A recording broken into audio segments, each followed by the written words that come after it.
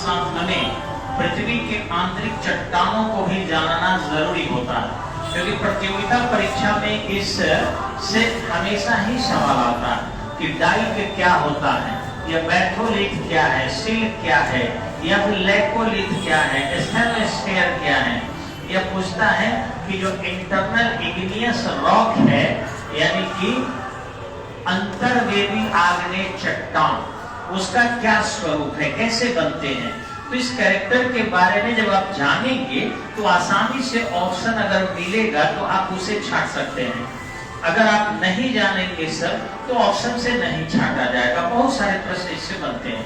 तो सबसे पहले आते हैं कि जैसा कि आप कल क्लास लिए थे, ये नॉर्थ पोल है, ये साउथ पोल है, ये बाहरी भाग जो है आपका सियाल है, जिसमें सिलिकॉन एल्यूमिनियम की प्रधानता होती है। ये जो भाग है यहाँ से यहाँ तक का, ये शाइमा भाग है, और फिर आपका यहाँ से यानी इस केंद्र से लेकर और यहाँ तक का निकेल एरिया है, यानी निकेल और फेरस की प्रधानता। अब देखेंगे आप कि जो ज्वालामुखी बृहद स्तर पर निकलते हैं वो तो कैसे छोटे छोटे निकल जाते हैं। ज्वालामुखी भी देखे होंगे आपको, मूलतः दो प्रकार के होते हैं, एक इंटरनल वोल्केनो और दूसरा एक्सटर्नल वोल्केनो। तो जो अंदर ही गर्म होकर या दबाव कम पड़ने के कारण अंदर का भाग एकाएक मेल्ट कर जाए और फिर बाहर वो चट्टान को फोड़ कर नहीं निकले, तो इंटरनल ही वो संरचना का निर्माण करेगा।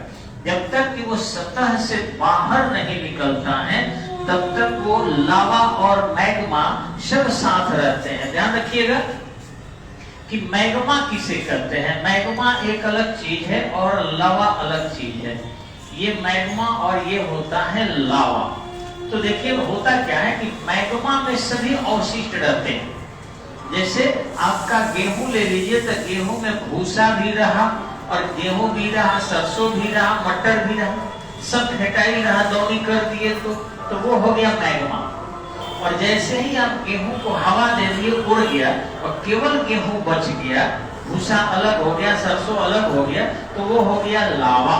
तो जब तक इस ज्वालामुखी इस सतह को भेद कर पार नहीं निकलता है तब तक लावा नहीं बनता, क्योंकि जैसे इसको बाहर निकलेगा तो इसमें क्या आर्द्रता युक्त वायु बादल बन के उड़ गया, धूलकण वगैरह उड़ गया, तो जो बच गया आग बहने लगा वो क्या हो गया, लावा हो गया। जो शुद्ध रूप में बहने लगा वो लावा।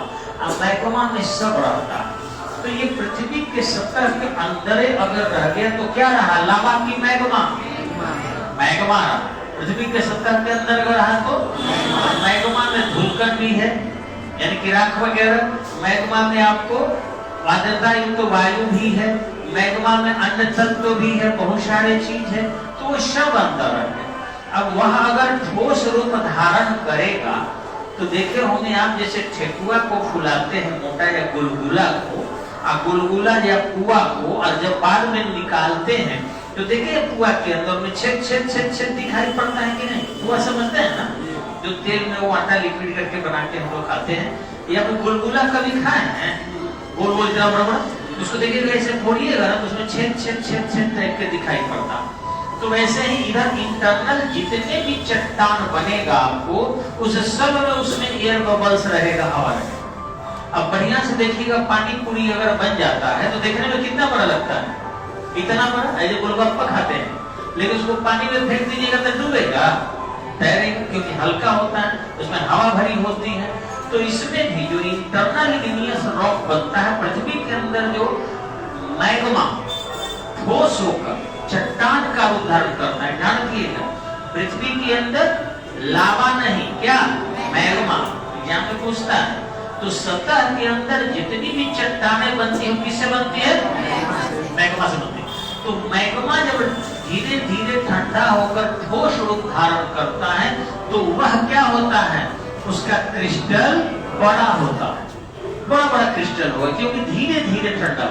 अकस्मात होता तो उसमें क्रैकिंग ज्यादा होता तो क्रिस्टल महीन हो जाते, क्रिस्टल माने वो दाना, तो उसका क्रिस्टल जो है इसका बड़ा होता है, क्योंकि ये टेम्परेचर घिरा हुआ है तो अंदर आराम से ठंडा हो तो क्रिस्टल बड़ा होगा। दूसरा ये हल्का होगा क्योंकि उसमें एयर बबल्स रहेगा, पानी पूरी डाल दीजिएगा, बैलून डाल दीजिए, इसे तैरता है, वैसे ही हल्का होगा। कई बार देखे होंगे कि हाथी को जिस पत्थर से मला जाता है वो इंटरनल इग्नियस रॉक ही होते हैं। अच्छा, ईंट भट्ठा पर आपने झावा देखा है? झावा वो देखिए, उसमें अंदर एयर बबल्स रहता है कि नहीं? कुछ झावा को पानी में भी डाल दीजिएगा तो तैरता, क्योंकि वो फैल जाता है हवा के कारण, पूरा लाल हो जाएगा, बड़ा आकार हो जाएगा। और बड़ा आकार हो गया तो उसमें हवा में पानी जब तक नहीं घुसेगा वो डूबेगा नहीं। पानी घुस के हवा निकलेगा तभी डूबेगा, नहीं तो नहीं डूबेगा। तो इधर से ये हल्का होता है। दूसरा, एयर बबल्स उसमें रहते हैं। जितना भी इंटरनल इग्नियस रॉक होगा, क्या होगा उसमें? हवाएं होगी। यह देखने में कैसा नजर आता है? पूरा। और आपको कमजोर होता है, ये बहुत मजबूत नहीं होता है।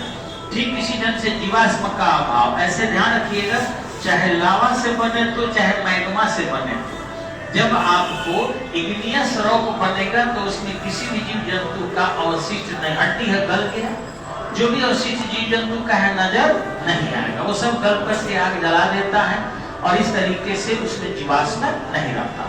अब अगर अंदर आप देख रहे हैं तो मैंने 4 संरचना आपको बनाया है। बनता तो बहुत है, लेकिन जिस स्थान से ये चला, यहाँ से मान लीजिए ये चला और यहीं पर ये वहीं रह गया, तो इसको क्या कहते हैं? Batholith igneous rock.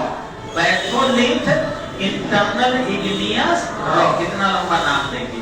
यानी बैथोलिथ अंतर्वेदी आग्नेय चट्टान, जहां चला वहीं के वहीं बैठले रह गया। देखिए, यहाँ से चला वहीं बैठले, तो ज्यादा अंग्रेजी अगर आप नहीं जानते हैं तो बैठले रह गया, बैथोलिथ। बैथोलिथ इससे याद हो जाएगा।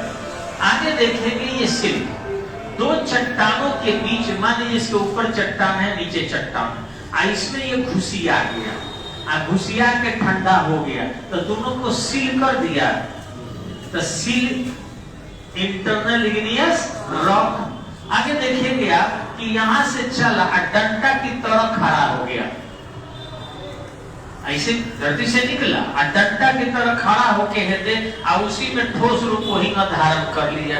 तो डंडा यानी डाइक, समझने के लिए मैं कह रहा हूं कि डाइक इंटरनल इग्नियस रॉक। तो बैठले रह जाए तो और 2 चट्टान के दरार में जाके घुस के सील कर दे तो, अगर डंडा जैसा खड़ा हो तो डाइक।